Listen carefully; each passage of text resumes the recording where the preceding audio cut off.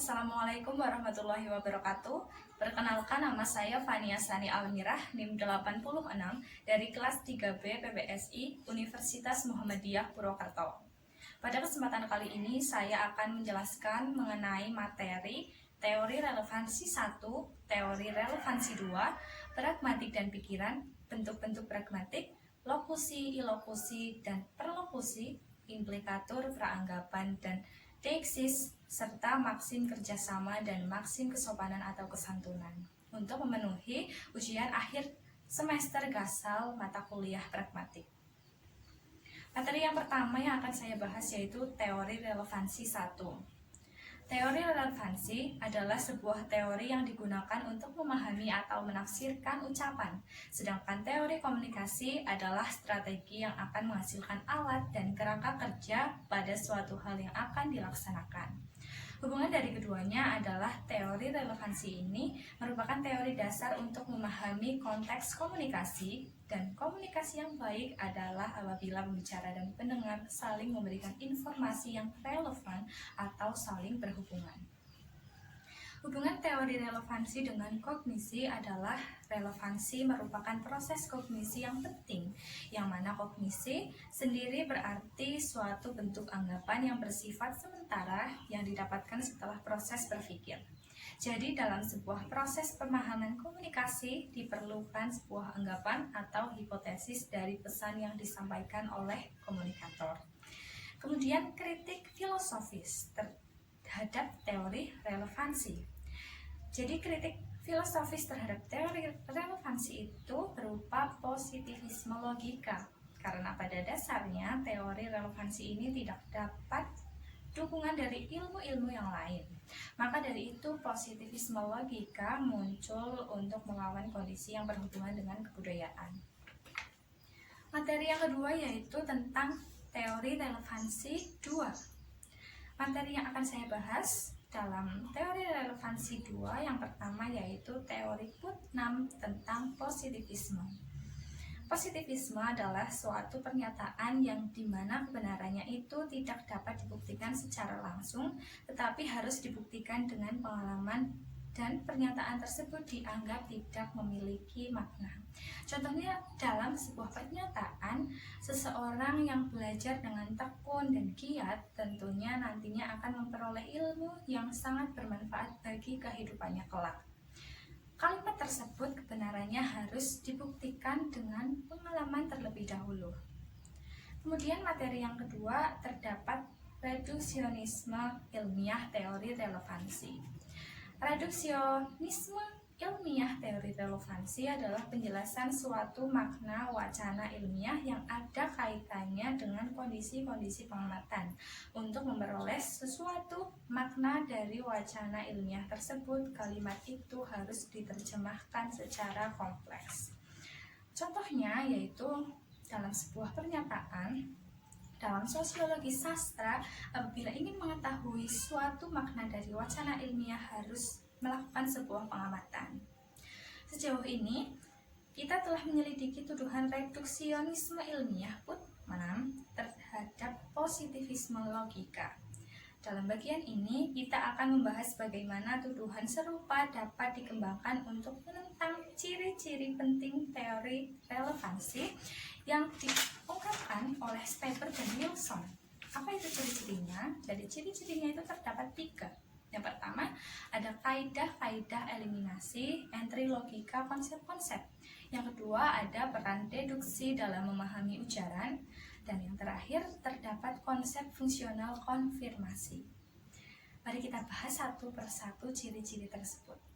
Yang pertama yaitu menentang reduksionisme, kaidah-kaidah eliminasi.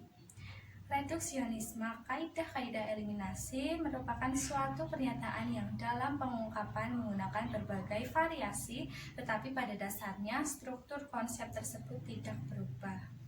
Yang kedua, ciri yang kedua yaitu menentang reduksionisme, deduksi, dan pemahaman. Reduksionisme, deduksi, pemahaman yaitu proses menarik kesimpulan dari suatu pernyataan. Pernyataan tersebut berupa kalimat deduksi yang kemudian ditarik kesimpulannya dari yang umum menjadi khusus. Untuk yang ketiga, ciri-cirinya yaitu menentang reduksionisme konfirmasi fungsional. Reduksionisme konfirmasi fungsional merupakan menjelaskan adanya keterkaitan atau hubungan dari konsep yang sudah ada yang digunakan dalam konteks yang berbeda. Materi yang kedua yaitu pragmatik dan pikiran. Pikiran sendiri adalah sumber awal yang dilakukan pada setiap manusia. Dalam hal ini berkaitan dengan banyaknya kesalahan filosofis dan teoritis yang rancu dikarenakan pragmatik dan kajiannya masih sangat sedikit. Ujaran yang dihasilkan oleh seseorang melalui bahasa bisa merefleksikan isi pikiran penutur dalam ujaran. Kemudian pragmatik dan pikiran ini berkaitan dengan hubungan suatu bahasa dengan pikiran, di mana dalam hal ini telah dikemukakan oleh ahli Leibniz, Hobbes, Wilson, Speber, ataupun Fodor. Dalam pragmatik dan pikiran merupakan suatu cerminan yang terbaik dalam membentuk penalaran dalam diri seseorang. Konsep penalaran pada setiap orang direpresentasikan dengan menggabungkan simbol-simbol. Lalu, Hobbes mengajukan teori komputasional yang menganggap bahwa pikiran manusia adalah komputasi yang di dalamnya berkaitan dengan penalaran pikiran, maka dapat disimpulkan juga bahwa pikiran manusia itu dapat dilihat dengan jelas dengan cara memperhatikan dan melihat cara bagaimana seseorang dalam penggunaan bahasa. Untuk yang ketiga adalah materi mengenai bentuk-bentuk pragmatik. Dalam bentuk-bentuk pragmatik kita akan mempelajari yang pertama yaitu mengenai bentuk-bentuk pragmatik berdasarkan tindak tutur. Bentuk-bentuk pragmatik ini dapat dibedakan menjadi tiga, yaitu lokusi, ilokusi, dan juga perlokusi. Tindak tutur lokusi adalah suatu peraturan yang diutarakan oleh penutur yang menyatakan sesuatu atau sekedar memberikan informasi pada lawan tuturnya tanpa memberikan pengaruh ke lawan tuturnya untuk melakukan suatu perbuatan atau tindakan. Kemudian yang kedua ada tindak ilokusi. Apa itu tindak ilokusi? Jadi tindak ilokusi adalah suatu peraturan yang diutarakan oleh penutur tidak hanya bermaksud untuk memberikan informasi tertentu, tetapi dimaksudkan untuk melakukan suatu perbuatan atau tindakan terhadap lawan tutur setelah penutur mengungkapkan apa yang ingin disampaikan. Kemudian, tindak tutur yang terakhir yaitu tindak tutur perlokusi. Tindak tutur perlokusi merupakan suatu peraturan yang diutarakan oleh penutur kepada lawan tuturnya untuk memberikan pengaruh yang biasanya di dalam sebuah pertuturan mengandung tindak lokusi dan juga ilokusi. Untuk bentuk-bentuk pragmatik yang selanjutnya yaitu berdasarkan implikatur.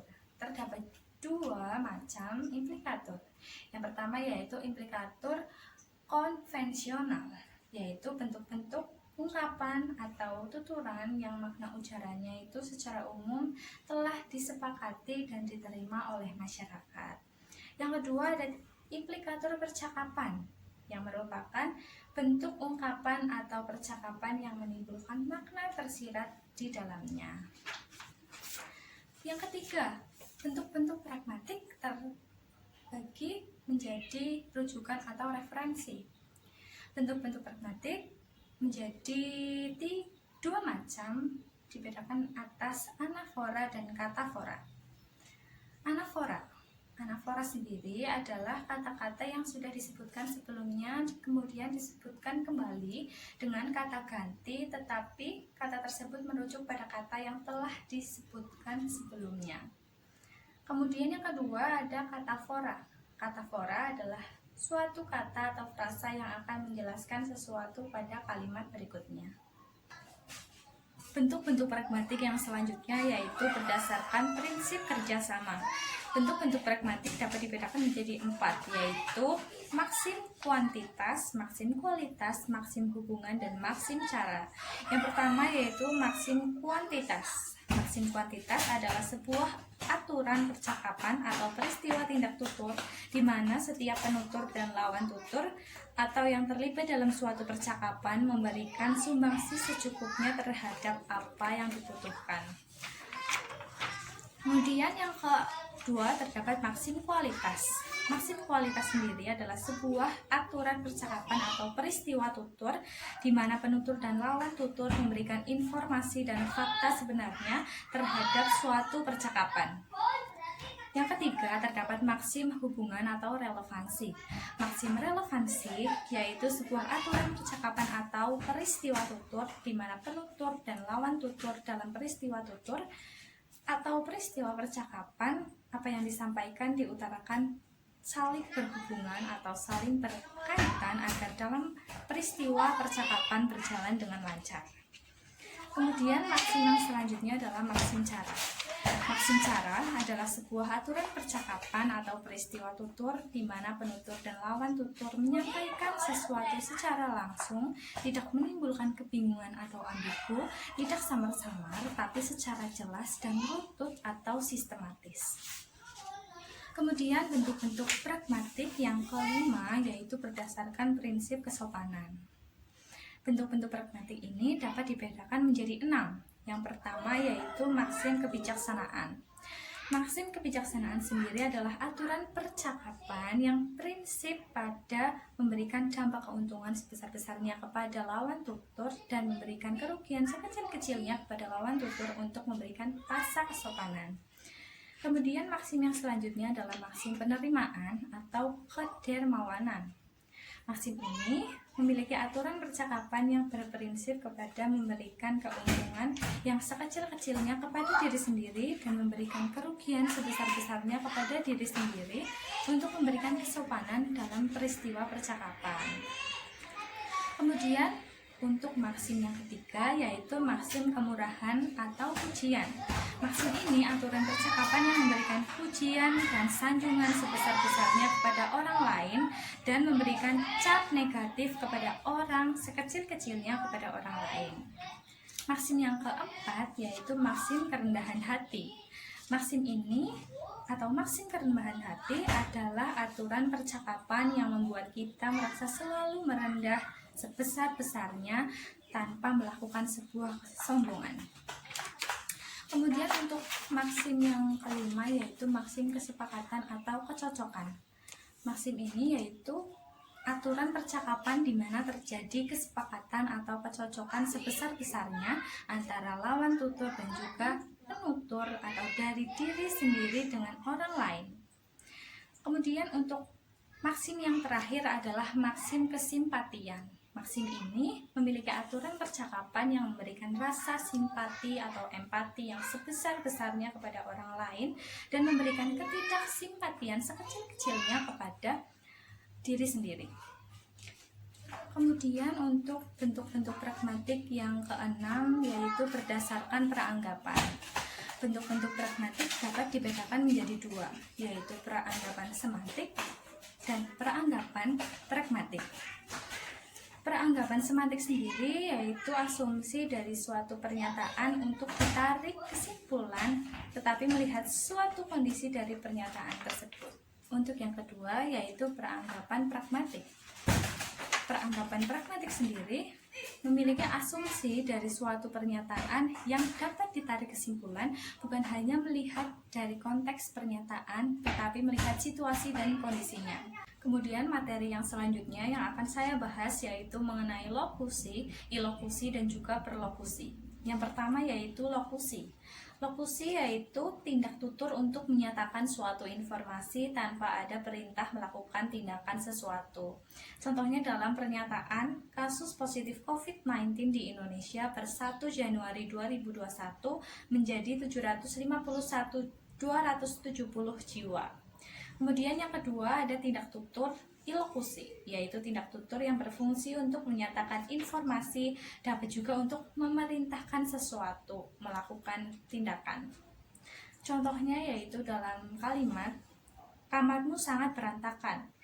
Kalimat tersebut menginformasikan keadaan kamar yang begitu berantakan sekaligus bermaksud untuk memberi perintah agar merapikan kamar tersebut.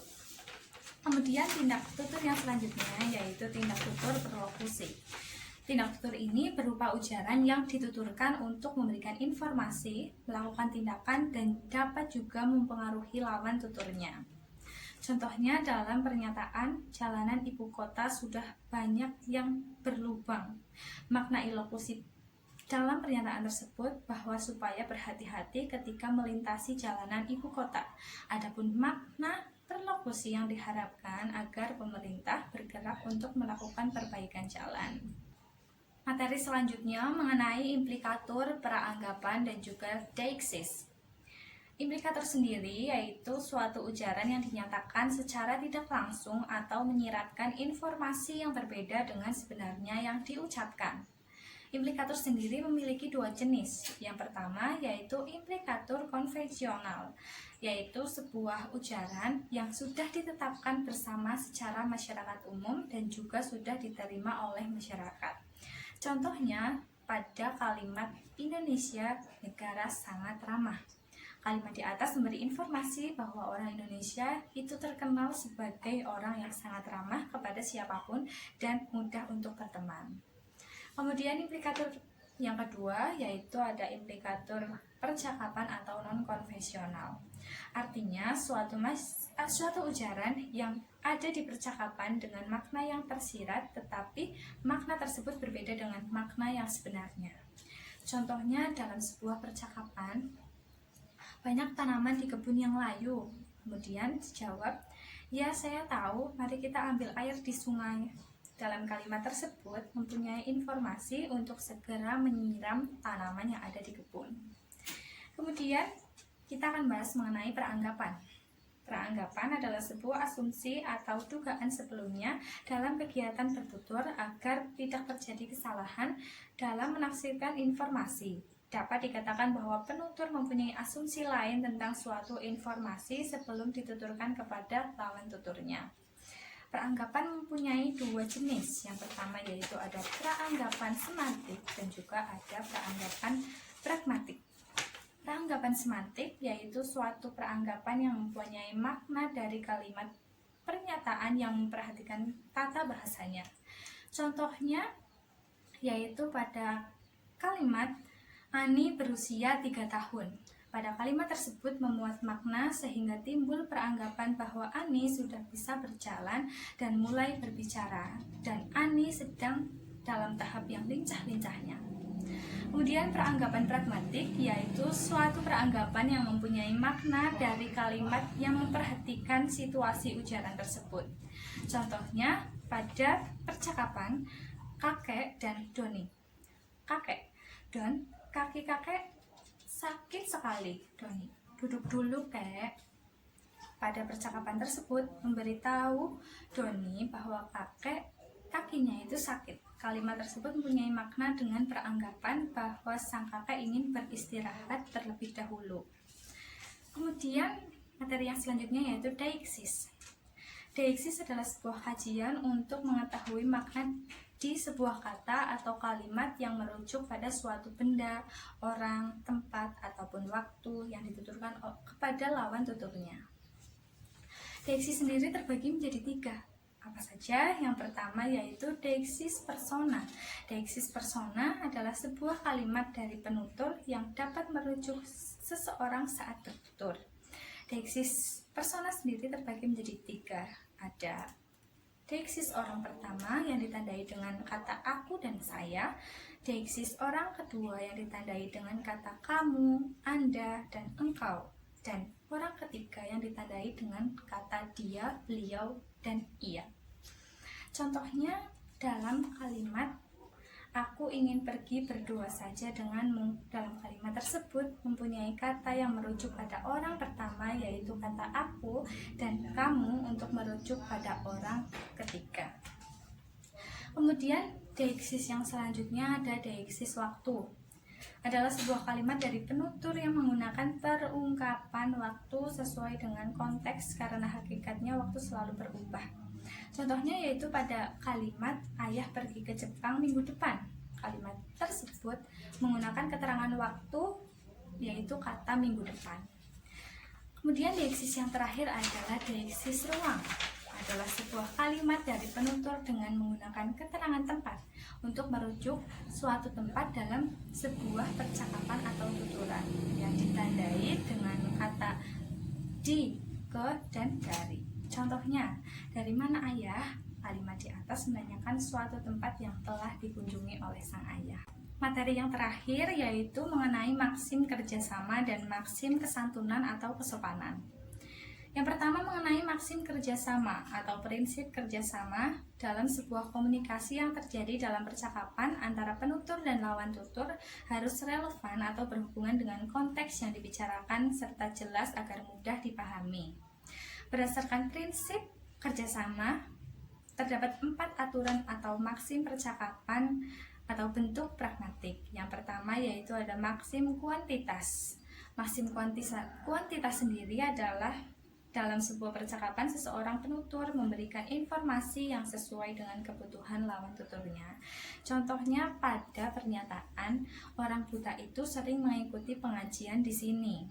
Pada kata buta sudah jelas menjelaskan atau memaparkan maksud orang yang tidak bisa melihat. Kemudian yang kedua ada maksim kualitas. Maksim atau aturan kualitas yaitu dalam sebuah percakapan, setiap penutur harus memberikan informasi yang benar sesuai dengan fakta. Contohnya yaitu dalam percakapan antara penanya dan juga penjawab. Siapa Presiden Negara Indonesia saat ini?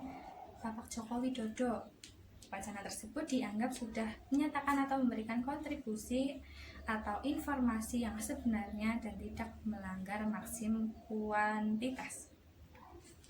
Kemudian yang ketiga ada maksim relevansi atau hubungan, yang berarti setiap penutur wajib memberikan kontribusi atau informasi yang berhubungan dengan masalah dalam pembicaraan.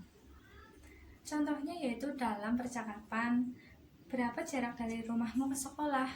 Kurang lebih 2 km.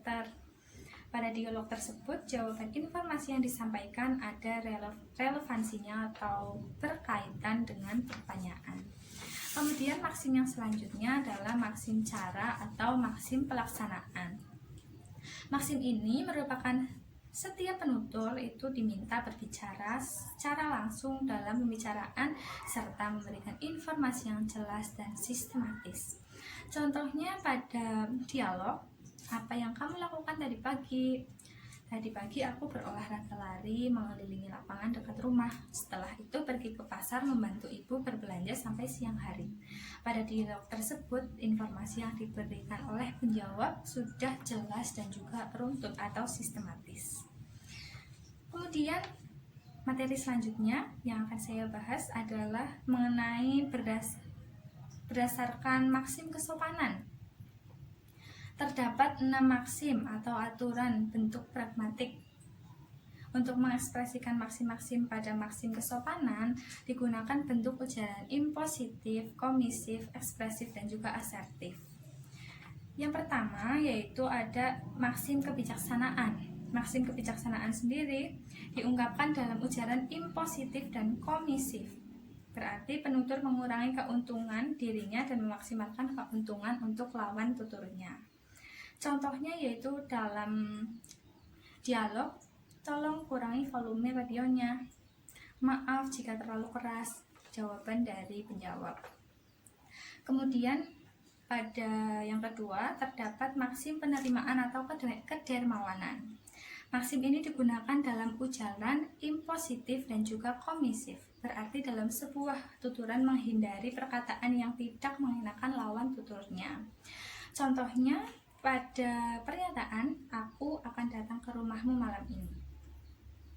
Kemudian nomor 3 itu terdapat maksim kemurahan atau pujian. Maksim ini diungkapkan dalam ujaran ekspresif atau asertif. Berarti penutur dalam bertutur memberikan pujian sebanyak-banyaknya atau apresiasi yang baik kepada lawan tutur. Contohnya, wah, semakin hari kamu semakin cantik ya. Kemudian maksim yang keempat itu terdapat maksim kerendahan hati. Maksim ini diungkapkan dalam ujaran ekspresif dan juga asertif. Berarti penutur mengungkapkan hal baik atau pujian dengan sopan. Misalnya yaitu pada dialog, suaramu begitu indah. Jawabannya, terima kasih banyak. Maksim yang kelima itu terdapat maksim kesepakatan atau kecocokan. Maksim ini diungkapkan dalam ujaran ekspresif dan juga asertif. berarti dalam sebuah percakapan terdapat kecocokan atau kesepakatan antara penutur dan juga lawan tutur dalam sebuah pembicaraan. Contohnya yaitu ada dialog, penampilannya sungguh mengagumkan bukan? Iya, aku ingin menontonnya lagi. Kemudian maksim yang terakhir dalam prinsip kesopanan atau dalam maksim kesopanan yaitu maksim kesimpatian, yang berarti diungkapkan dalam ujaran asertif dan juga ekspresif, berarti memaksimalkan rasa simpati kepada lawan tuturnya. Contohnya pada ungkapan selamat atas diterimanya kamu di perusahaan ini sebagai direktur utama. Sekian pemaparan materi yang dapat saya sampaikan, kurang lebihnya mohon maaf. Terima kasih. Wassalamualaikum warahmatullahi wabarakatuh.